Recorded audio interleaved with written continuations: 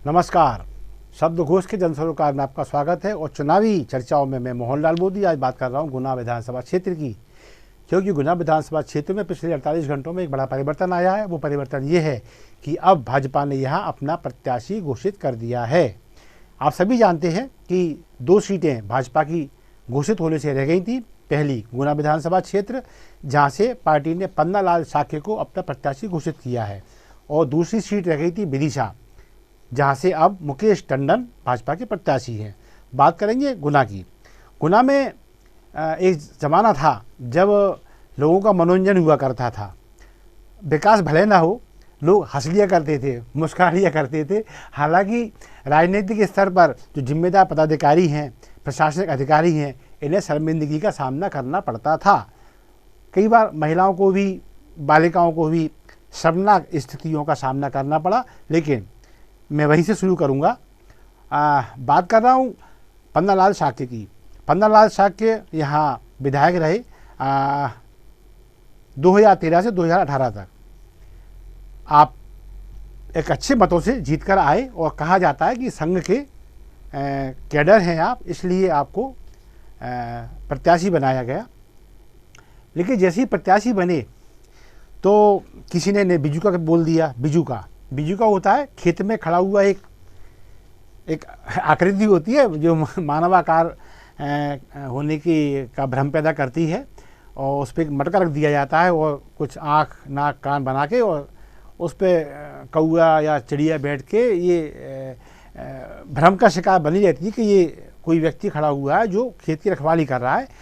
लिहाजा वो वहाँ से दाना नहीं चुग पाती या नहीं चुगने का प्रयास नहीं करती। उसे कहते हैं बिजू का। तो किसी ने बिजू का कह दिया, तो इन्होंने भी कह दिया कि हाँ मैं बिजू का हूँ।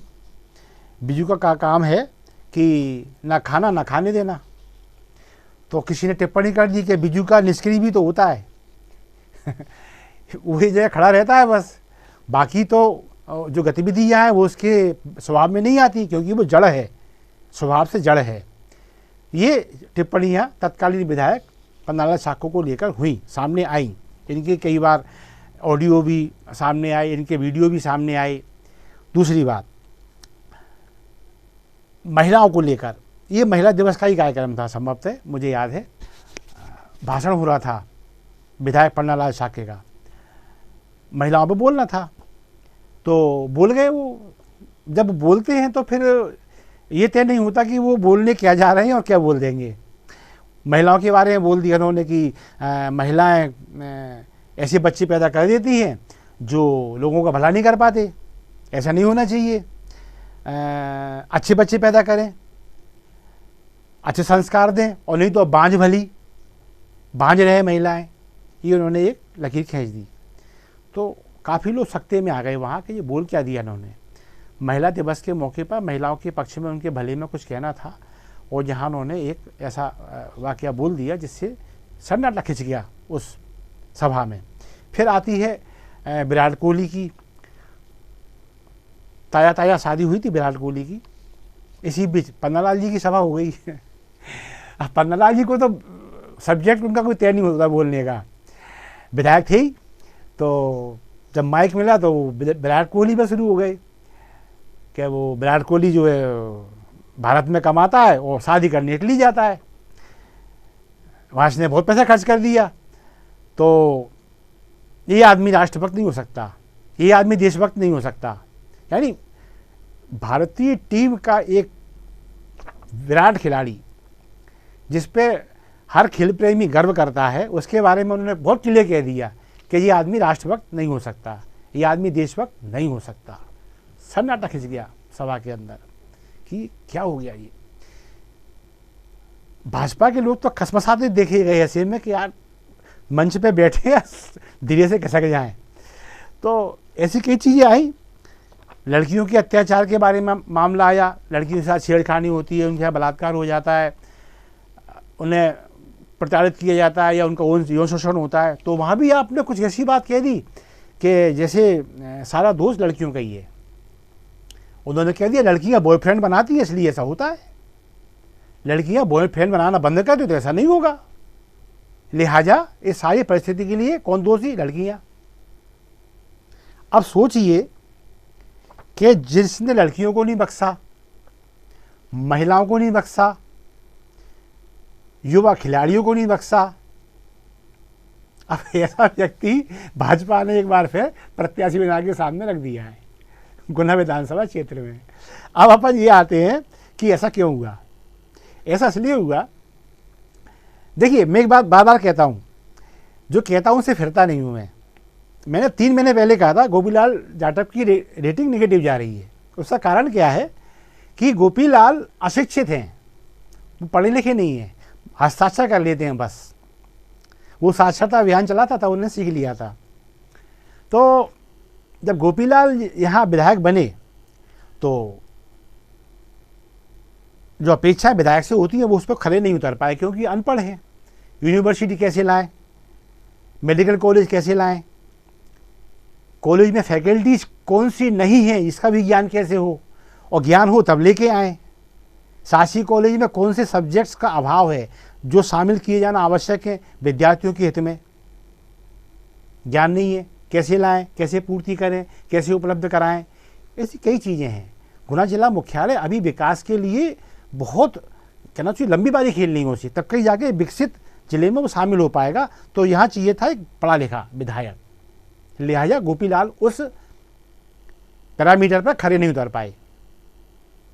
तो फिर यहाँ इसलिए पन्नालाल साक्य को दिया गया है। लेकिन सवाल ये उठता है अब कि इनके पहले भी तो पन्नालाल ही थे जिनकी बात कर रहा हूँ, जब इनने ऐसी बातें करी तो बात क्यों कि पन्नालाल जी ने जो बातें कही, पन्नालाल जी ने जो व्यवहार किया, किसी आवेदक को झड़क देना, आवेश में आ जाना, झुंझला जाना किसी के ऊपर भी, काम नहीं करना तो नहीं करना, जाओ नौकर है तुम्हारे, इस तरह का व्यवहार करना।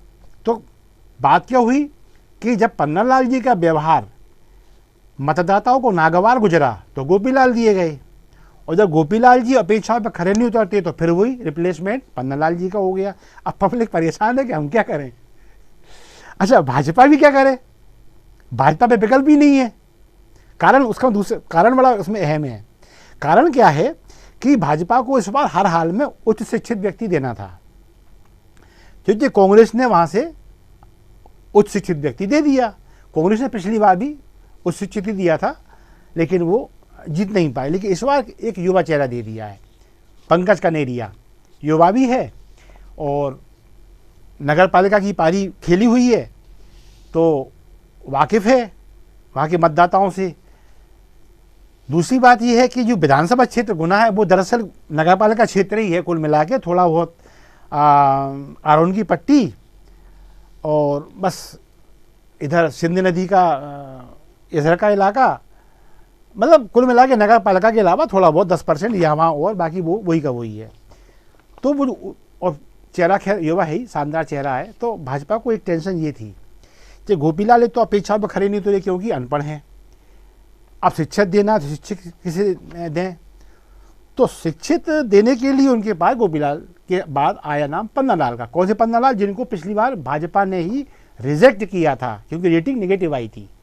रेटिंग नेगेटिव इसलिए आई थी कि उनका जो स्वभाव, इनका व्यवहार जनता के प्रति सकारात्मक नहीं रहा, लिहाजा टिकट मिलने पर ये हार जाएंगे, इसलिए इनका टिकट काटकर गोपीलाल जी को दिया गया था। लेकिन ये फिर सामने है, तो इसका कारण यही है कि उस शिक्षित व्यक्ति देना था। तो बात यही होती है कि उच्च शिक्षित तो तब भी थे ये जब इनका टिकट कटा। तो उच्च शिक्षा एक आवश्यक पहलू है, इसमें कोई शक नहीं है, लेकिन व्यवहार उससे क्या करेंगे आप। जब आदमी का व्यवहार ही अनुकूल ना हो तो फिर विकास और जनता के बीच का जो सामंजस्य, उसकी संभावना तो वैसे ही कम हो जाती है। अब ये बात मैं क्यों कह रहा हूँ, ये बात मैं इसलिए कह रहा हूँ कि यह संगठन को 2-3 नाम में से चुनना था। एक नाम गोपीलाल, दूसरा पन्नालाल साक्य, तीसरा रमेश मालवीय, चौथा कमललाल परसौलिया। अब जो 2 नाम मैं बीच में बोल रहा हूँ, रमेश मालवीय और कमललाल परसौलिया, ये भाजपा के खाके में एज ए विधानसभा प्रत्याशी फिट बैठे ही नहीं। कारण गोपीलाल जी और रमेश मालवीय शैक्षणिक दृष्टि से समकक्ष हो सकते हैं, लेकिन फिर भी जब विकल्प की बात आती है, जब एक विकल्प फेल हो जाए तो रमेश मालवीय एक फ्रेश चेहरा हो सकता था। रमेश मालवीय की 2-3 चीज़ें मैंने पहले ही बताई थी जो भाजपा ने इग्नोर की हैं, उसको लेके अभी नकारात्मक माहौल भाजपा में शेष रह गया है। वो ये था कि जब भारतीय जनशक्ति बनी, उमा भारती ने जो पार्टी बनाई थी, तत्समय इस गुना विधानसभा सीट से मैंडेट का ऑफर रमेश मालवीय को था, और चूंकि भाजपा के जनशक्ति के पास कोई आदमी था नहीं, पन्नालाल पहला प्रत्याशी थे जो एंड टाइम पे भाजपा में भाग गए थे। दूसरे प्रत्याशी एक कामले साहब थे जो नगर पालिका गुना के सीएमओ रहे हैं और शायद खिलाड़ी भी हैं, वो उनको प्रत्याशी बनाया जनशक्ति है, तो वो उनका मतदाता सूची से नाम उड़ गया। तो ऐसे में क्या किया कि रमेश मालवीय को पकड़ो, ये आदमी ये जाना पहचाना चेहरा है। तो इस व्यक्ति ने साफ इनकार किया, लड़ूंगा तो बीजेपी से लड़ूंगा और नहीं लड़ूंगा तो नहीं लड़ूंगा। इस आदमी ने मतलब मैंडेट हाथ में था, और ताज्जुब की बात ये देखिए आप, कौन सा मैंडेट ठुकराया रमेश मालवीय ने? वो मैंडेट जो बाद में जनशक्ति के लोगों ने मना के राजेंद्र सिंह सलूजा को दिया। वो राजेंद्र सिंह सलूजा को जो भाजपा छोड़ के टिकट ना मिलने पर बसपा में जा चुके थे स्वर्गीय देवेंद्र सिंह जी के साथ, तब तत्कालीन जनशक्ति की टोली उन्हें टेकरी सरकार का सहारा लेकर वापस लाई, चुनाव लड़ाया और वो विधायक बन गए। तो रमेश मालवीय की उस त्याग का असम्मान हुआ। इसको लेके रमेश मालवीय तो कुपित होंगे ही, दुखी होंगे ही, लेकिन जो आसपास का माहौल है वो भी देख रहा है ध्यान से कि ये क्या, कुछ लोग ही पसंद क्यों भाई? जब खराब में से कम खराबी चुनना है तो रमेश मालवीय इस लिहाज से ज़्यादा खराब नहीं होता। क्यों? एक कारण बताता हूँ। जब राजेंद्र सलूजा विधायक बने गुना के, तो बाद में पता चला कि इनका जो जाति प्रमाण पत्र है वो नकली है। तो वो रमेश मालवीय वो व्यक्ति था जो अदालत में गया। एक व्यक्ति और भी थे, शाके हैं, नाम ध्यान नहीं आ रहा, मास्टर साहब हैं वो। इन दोनों ने एक लंबी फाइट लड़ी और लोगों ने भी साथ दिया कि ये प्रमाण पत्र नकली है, और इस तरह के नकली अनुसूचित जाति की आड़ में ये नकली लोग आते हैं और ये दलित और शोषित वर्ग के लोगों का शोषण करते हैं। ये रमेश मालवीय का एक पक्ष था, और उनके साथ जो एक शाक्यवार साहब थे, और भी 1-2 लोग थे, शायद में मोहन रजक की भी महत्वपूर्ण भूमिका रही। तो इनका एक पक्ष था कि दलित शोषित लोगों के लिए आरक्षित सीट पे जब नकली दलित, नकली शोषित आता है तो फिर वो अपने वर्ग को बढ़ाता है और दलित शोषित वहीं का वहीं रह जाता है। तो इस मामले पर रमेश मालवीय को और उनके साथियों को दलित शोषित वर्ग के साथ में ओबीसी एसटी का भी पूरा सहयोग मिला था। और मैंने ये पहले की कंटेंट में भी कहा था कि रमेश मालवीय जब इस लड़ाई को लड़ने उतरे तो उनको उम्मीद नहीं थी लड़ाई इतनी लंबी खिंचेगी। अमूमन अदालतों में होता भी है। तो इतनी लंबी लड़ाई खिंची कि कार्यकाल विधायक का खत्म होने को, और ऐसा हुआ भी है। उन्होंने विधायक का कार्यकाल भी कर लिया, नगर पालिका भी उन्होंने लड़ ली और वो सब कर लिया उन्होंने।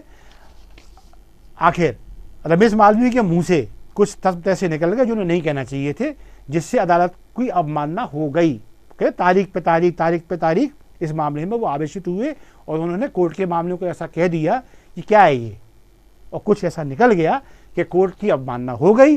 23 दिन रमेश मालवीय सेंट्रल जेल में बंद रहा और कुछ नहीं।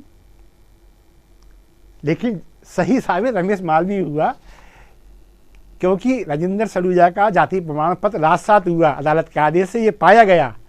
ये कमेटी जो गठित की गई थी, जाति प्रमाण पत्र जांच समिति, उसने ये साबित किया कि हाँ ये फर्जी है, ये दलित शोषित नहीं है, इनका प्रमाण पत्र राजसात किया जाए। उस रमेश मालवीय को इस बार नजरअंदाज कर दिया गया। एक और नाम, कमललाल परसौलिया, ये भाजपा के पुराने नाम है, ये संघ के कैडर हैं, ये स्वयंसेवक के संघ के ये लोग बूथों पे, मतदान केंद्रों पे महत्वपूर्ण भूमिका निभाते हैं। ये कमललाल परसौलिया 20-25 साल से लगे हुए हैं, लेकिन इन्हें टिकट नहीं मिलता। क्यों नहीं मिलता? कि इनकी पटरी गोपीलाल जाटव से नहीं बैठती, और जबकि गोपीलाल जाटव के दामाद होते हैं ये। लेकिन गोपीलाल जाटव कुछ लोगों की सेवा शुश्रूषा, भाजपा के जो जलस्तरीय वहाँ की बॉडी के कुछ लोग हैं जिनमें राधेश्याम पारेख प्रमुख हैं, उनकी सेवा शुश्रूषा इतनी प्रगाढ़ता से, इतनी ध्यान से करते हैं कि वो अन्य लोग ये लोग नहीं कर पाते। बस इनका ये दोष है। इसको भाजपा में भी जो कहना चाहिए बलिष्ठ लोग इस चीज़ को तस्दीक करने का प्रयास करेंगे, तब दावा करता हूँ ये सच्चाइयाँ सामने आएंगी। तो ये एक कहना चाहिए दुर्भाग्य है गुना विधानसभा सीट का कि जब से रिजर्व हुई है तब से ये डमाडोल ही है, क्योंकि पहले उनको जो विधायक मिला वो बाद में नकली दलित शोषित निकला, दूसरा विधायक मिला तो उसने जनता को फुटबॉल बना दिया, औंधे सीधे ये बयान दे के।